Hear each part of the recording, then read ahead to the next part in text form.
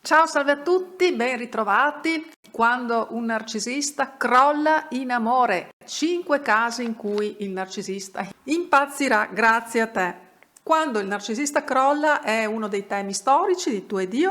Partiamo da un assunto basilare che è ormai acquisito da chi mi segue ed ha seguito tanti video storici di Tu ed Io.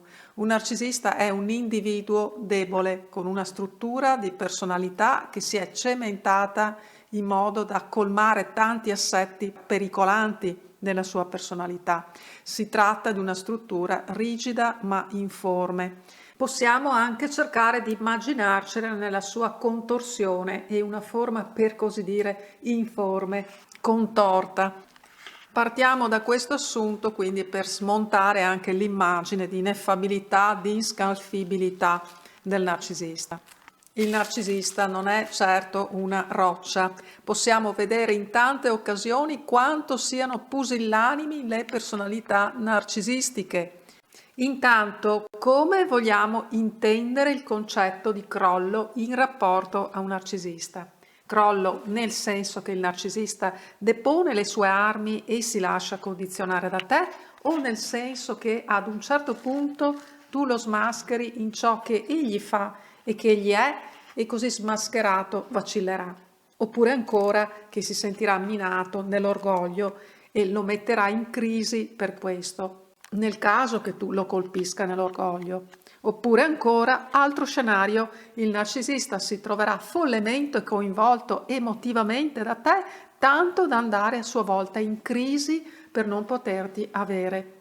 Immagino questa sia la fantasia ed è la fantasia di tante vittime di narcisisti in amore, diciamolo pure. E tu come lo intendi il crollo del narcisista? Ma vediamo in quali casi quindi il narcisista crolla o crollerà. Un narcisista crolla o può crollare per cause proprie. Noi pensiamo a come farlo crollare, nello specifico come farlo crollare in amore, ma teniamo anche presente che un narcisista può crollare anche per situazioni che riguardano la sua vita e le sue condizioni interiori.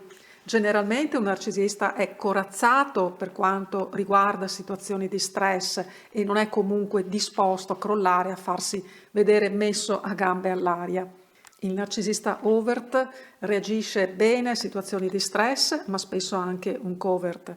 Quindi non immaginiamoci il narcisista che crolla alla prima difficoltà oppure perché, per fare un esempio, è stato colto con le dita nella marmellata. Il narcisista, nella sua personalità machiavellica, se si trova di fronte a certe avversità, magari messo alla berlina, per fare un altro esempio, non reagirà di certo mettendo la testa sotto la sabbia, ma semmai si scaglierà con rabbia contro i suoi accusatori o cercherà di vendicarsi, ma certamente non batterà in ritirata tanto facilmente. Tuttavia, di fronte a concertate pressioni sociali, un narcisista può ridimensionare la sua cresta e persino provare paura. Ho già fatto video, ad esempio, sul narcisista in periodo di lockdown e ho assistito a tanti narcisisti impauriti a morte dall'eventualità di un contagio mortale, evenienza di fronte alla quale tanti narcisisti si sentivano impauriti e impotenti. E come conseguenza tanti hanno accentuato inclinazioni maniacali evidentemente latenti in loro e che in base a queste sono diventati quindi ossessionati e furiosamente intransigenti. E vediamo quindi anche alla luce di questi esempi come in certe occasioni questi esseri diventino così minuti di fronte a dei giganti per loro o in situazioni in cui si sentono del tutto impotenti.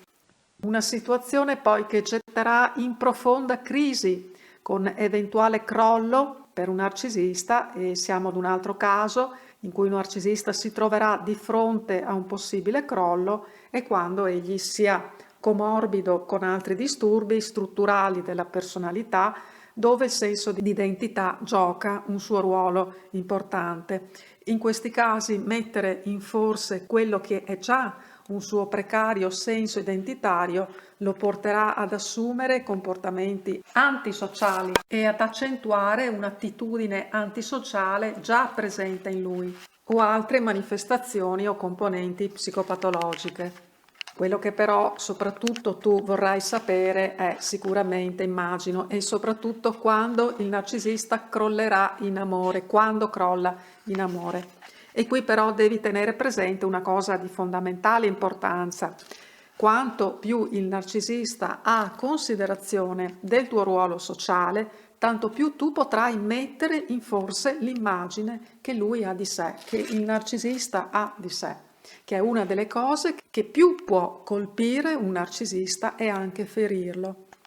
Ed è certo che se il narcisista non ti ha potuto avere, e qui il non potuto non prevede situazioni incerte, mi riferisco proprio al fatto che il narcisista non ti ha potuto pienamente conquistare e magari ha dovuto perdersi in gesta mirabolanti, impegnative, impegnando magari anche un bel po' di tempo, cioè non un mese o due e nemmeno 3 o 4, ma insomma ci ha dovuto impegnare particolare tempo ed energie perché tu magari lo hai tenuto sul filo o perché semplicemente non eri o non potevi essere disponibile per lui o pienamente disponibile. Però nello stesso tempo gli hai dato modo di pensare che poteva averti e quindi lui si è alquanto prodigato e speso nella conquista. E anche qui, se non di crolli veri e propri, ma di semicrolli di narcisisti che sono stati tenuti sul filo da donne magari impegnate e che non intendevano mollare il marito, ne ho visti magari con narcisiste più narcisiste di loro e che magari anche in alcuni casi sono finiti persino in terapia, non certo per curare il loro narcisismo, ma per essere supportati nel loro senso di fallimento, di sconfitta. Ma quindi un narcisista può crollare anche se tu gli hai donato pienamente il tuo amore? Beh, per essere realistici, ammettiamo che è un po' difficile in questi casi. È difficile anche se non impossibile, perché il narcisista si è formato comunque un'idea per lui chiara di te che include anche l'immagine di una donna innamorata e devota, se questo sei stata per lui. E a quel punto saprà che ci sei e che più che probabilmente resterai anche dopo molto tempo, un tempo considerevole dalla vostra chiusura. E lui immagina quindi di poterti riprendere abbastanza facilmente se ha capito che magari eri anche dipendente da lui. Ed è chiaro che perché lui crolli dovrebbe prima in qualche modo riallacciare con te, se il crollo dovresti essere tu ad infliggerglielo. Ma perché lui torni da te e sia possibile che arrivi persino a un crollo emotivo o interiore, ma insomma siamo realistici in ogni caso e torno a dirlo, un narcisista è difficile che crolli nel vero senso della parola. Può essere però destabilizzato, può trovarsi destabilizzato, confuso, anche abbattuto. Crollare generalmente non crolla un narcisista, ma può indubbiamente destabilizzarlo, ammesso che avvenga per lui un reset e ti percepisca diversa da come lui ti ha conosciuto e ha pensato che tu sia e si è formato un'idea di te. Per questo dovresti veramente diventare quasi un'altra persona e questo è possibile solo e veramente se sei disposta a cambiare qualcosa di te, ma per te stessa, per migliorarti, per vederti tu un po' diversa, magari più bella, più sportiva, più slanciata, più istruita, più tutto, insomma ecco, mettiamola così, più tutto. Altrimenti lui potrà anche tornare, ma quello che troverà sarà la stessa donna che ha scartato. Specie se poi tornerai a ricoinvolgerti affettivamente e a innamorarti o a riconsolidare quello che in realtà è un sentimento che non hai abbandonato del tutto nei suoi confronti, perché anche se ti sforzerai di dimostrare di non essere veramente innamorata, lui lo capirà che lo sei, anche perché finiranno per riemergere quelle che magari sono state tue recriminazioni, manifestazioni di gelosia e di possessività. E tieni presente che anche arrabbiarsi perché il narcisista diserta a degli appuntamenti, ad esempio, è percepita dal narcisista, sarà percepita dal narcisista come possessività, che è una cosa che il narcisista non sopporta nel modo più assoluto, anche se da parte sua è una chiara mancanza, un comportamento del genere, quindi disertare da appuntamenti, non mantenere la parola data, e, insomma, tanti comportamenti di questo tipo. Ma il narcisista si comporta così anche per testare il tuo coinvolgimento. E poi applicando tante tattiche che ho spiegato in tanti video sulla contromanipolazione, puoi certamente arrivare a coinvolgere o ricoinvolgere un narcisista per poi magari anche scartarlo, tu quando meno lui se lo aspetta. E questo certamente lo spiazzerà non poco. Ma poi vale la pena, perché questa è la classica domanda e resterà sempre questa la classica domanda, e cioè vale la pena fare tutto questo, cercare di coinvolgere, ricoinvolgere, riconquistare un narcisista? Il sentimento di vendetta che dovrebbe accompagnare questa esigenza, questo desiderio da parte di una vittima scartata da un narcisista, quasi sempre, se non sempre, è in realtà il desiderio di riavere il narcisista. Questo è, ed è importante, anzi importantissimo, che tu lo riconosca a te stessa e che tu sia onesta con te stessa, perché è già questo un punto di partenza per distaccarti emotivamente ed affettivamente dal narcisista, da un partner che comunque non ti ama e che hai capito che non ti ama e che non può amarti. Oltretutto il distacco emotivo è il solo unico modo per poter contromanipolare un narcisista e insomma averlo o riaverlo in pugno. Se non sei in grado di fare questo, ben difficilmente potrai cavarne qualcosa da eventuali tuoi tentativi di riavere il tuo ex o riaccoglierlo.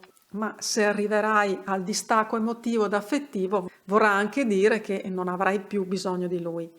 E a proposito di bisogni, non cadere nel vortice appunto dei bisogni, del bisogno in amore, perché se è il bisogno affettivo a guidarti, sarà difficile poter costruire un amore vero, maturo e costruttivo. Fino ad una certa misura ogni bisogno affettivo è lecito ed è soprattutto umano. Se però il bisogno prevale sulla spassionatezza e il piacere puro e semplice di un rapporto, quel piacere finirà per esserne intaccato e resterà appunto solo il bisogno.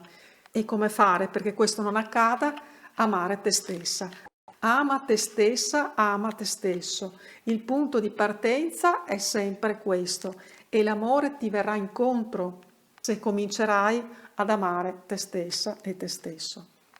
Grazie sempre della tua straordinaria, magnifica presenza.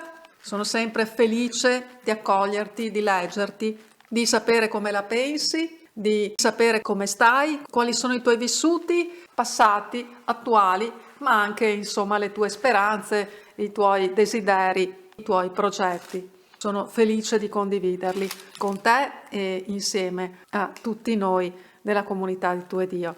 E naturalmente sempre forza tutta. A presto, un abbraccio forte. Ciao, ciao, ciao.